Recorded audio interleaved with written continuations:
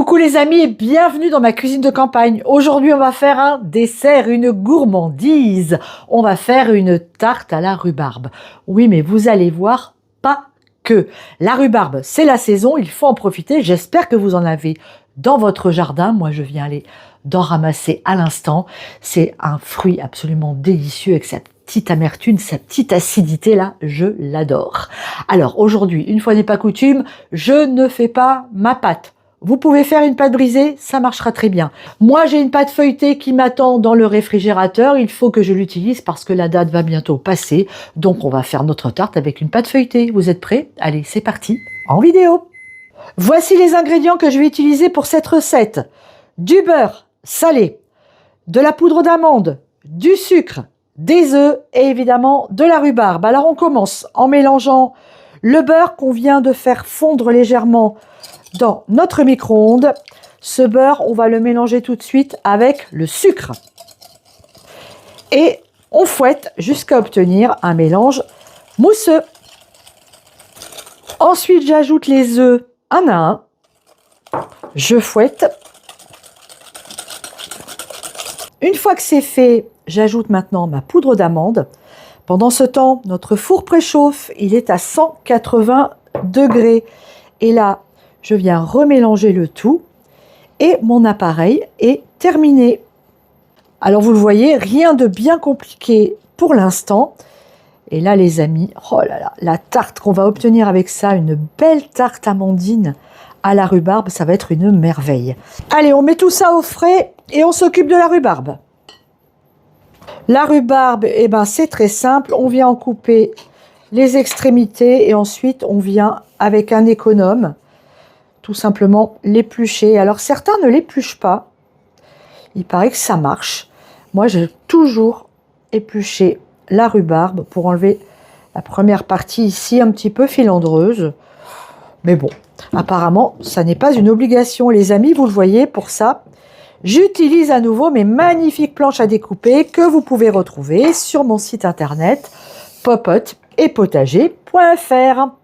Allez, on continue.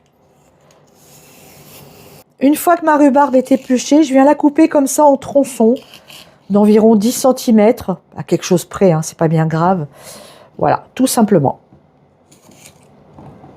Le petit conseil du jour lorsque vous utilisez des pâtes comme ça du commerce, surtout enlevez le papier qui est vendu avec. Pourquoi?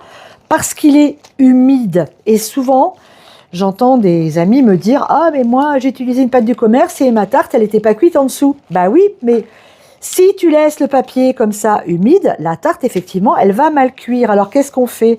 Eh bien, on transfère notre tarte sur un papier sec. Celui-là, il part à la poubelle. On voit bien, il est tout humide, tout imbibé d'eau. Et là, il n'y a aucun souci. Notre tarte va très bien cuire. Maintenant qu'on a fait ça, on vient la mettre dans le moule qui correspond. Voilà. Comme toujours avec les tartes, on vient faire des petits trous dans le fond. N'oubliez pas cette étape, elle est très importante. On vient couper le papier qui dépasse parce qu'il sert strictement à rien. Et ben voilà, il est temps maintenant de mettre notre mélange ici aux amandes sur notre pâte à tarte. On vient bien étaler de façon uniforme.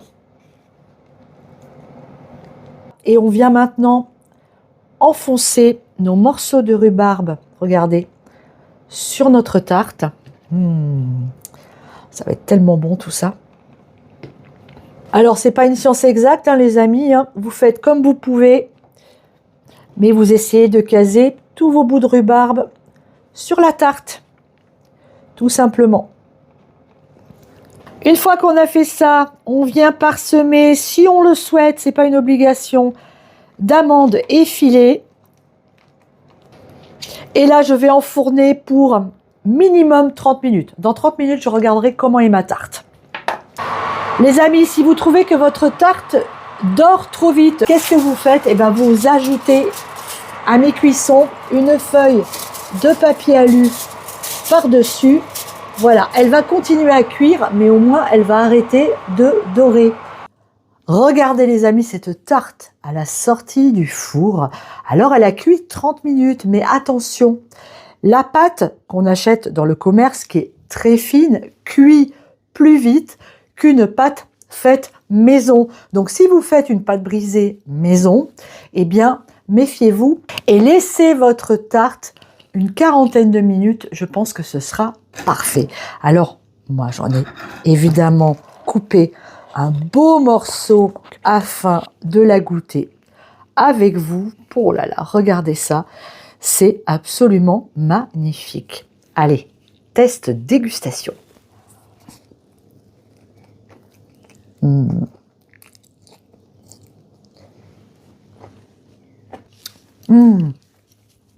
La petite acidité là de la rhubarbe, j'adore.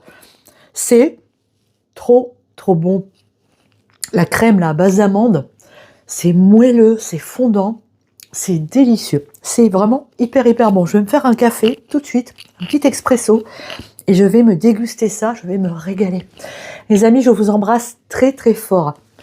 Si vous avez de la rhubarbe, faites une tarte amandine à la rhubarbe, c'est un pur délice. Gros bisous à tous, à très bientôt. On se retrouve très vite, soit dans la cuisine, soit dans le jardin. Ciao!